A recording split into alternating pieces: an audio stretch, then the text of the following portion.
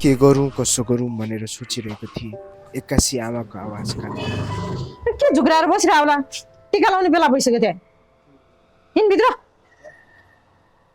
बहिनीले कुरेर बसिरहेको छ ल 1000 रुपियाँ बहिनीलाई 500 रुपियाँ दिए 500 रुपियाँ राख अनि कस्तो पर्दैन तेरो लागि दिएको हो र मैले बहिनीको लागि पो दिएको त खाली हातले टिका लाउँछस् मन खिन्न हुन्छ बहिनीको कति नै उसको लागि दिएको जस्तो आफ्नो लागि आफैले गर्ने मैले जति गरिसकेँ अझ इत्रु मुख लाएर टिका लाउने बेलामा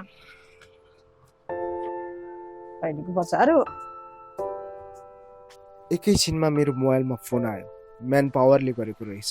मैले हेलो हजुर भन्नुहोस् भने अनि उताबाट कता के गर्दै हुनुहुन्छ बधाई छ है तपाईँलाई, तपाईँको भिजा लाग्यो, अब अर्को हप्ता फ्लाइट छ भन्ने जवाफ आयो। खुसी र दुखी दुवै भए म। कुराकानीकै क्रममा 1,30,000 पैसा जम्मा गर्नुपर्ने कुरा आयो। मैले म मिलाउँछु भनेर फोन राखिदिएँ अनि आमासँग कुरा गर्न गएँ।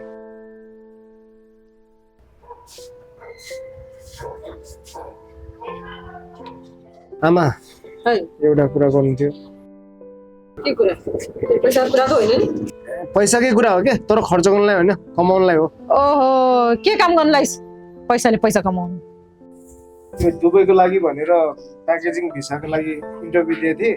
त्यो इन्टरभ्यूमा पास भएछु, भिसा आएछ। अब 1,30,000 चाहिन्छ भनेपछि।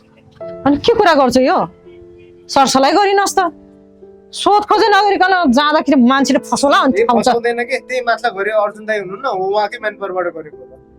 अनि जाने चाहिँ कहिले त 1-2 दिनभित्र पैसा जम्मा गर्नु पर्छ। अनि 1-2 दिनभित्रमा यत्रो पैसा चाहिँ कहाँबाट ल्याउने भन् त उनले चाहिँ कहिले यो हप्ता उठ्नु पर्छ।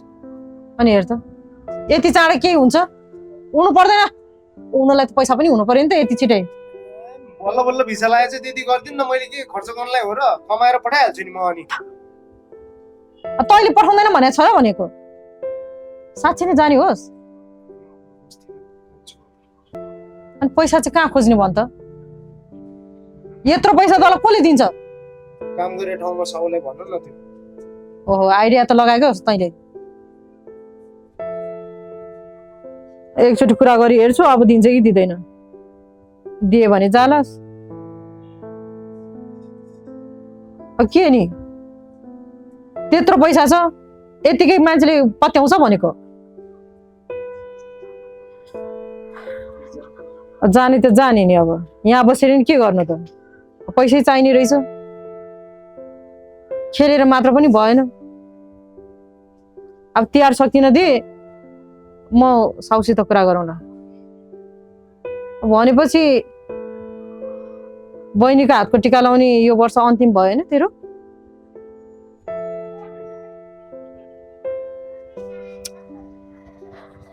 अब म कुरा गरौँला चिन्ता नगर हिँडभित्र बहिनी कुरेर आउला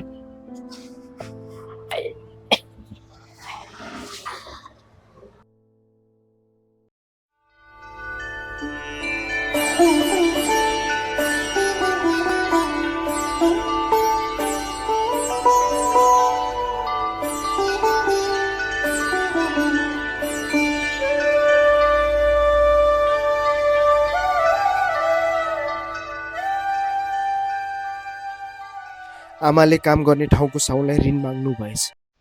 नेपाली कागजमा औठा छाप लगाएर पैसा दिएछन्। सावा र ब्याज सहित 1 वर्षमा 2 लाख तिरिसक्ने भनेर कागज भएछ। यत्तिकैमा बाहिर जाने दिन नि आयो। आमा बहिनीलाई छोड्न स्कुल जानुपर्ने र उतैबाट काममा जानुपर्ने भएपछि मलाई घरबाट नै बिदा गरिदिनु भयो। गाह्रो असाध्यै पर्यो। आँखाबाट आँसु खस्ला भन्नु पीड थियो। आमालाई म बलियो छु, तपाईँ आफ्नो ख्याल राख्नु होला भन्छु सोचिरहेको थिएँ। आमाको आँखाबाट आँसु खसी त गयो, कहाँ रोक्न सक्नु मैले आफैले। त्यसपछि मनभरि अनेक कुरा खेलाउने हृदयहरूको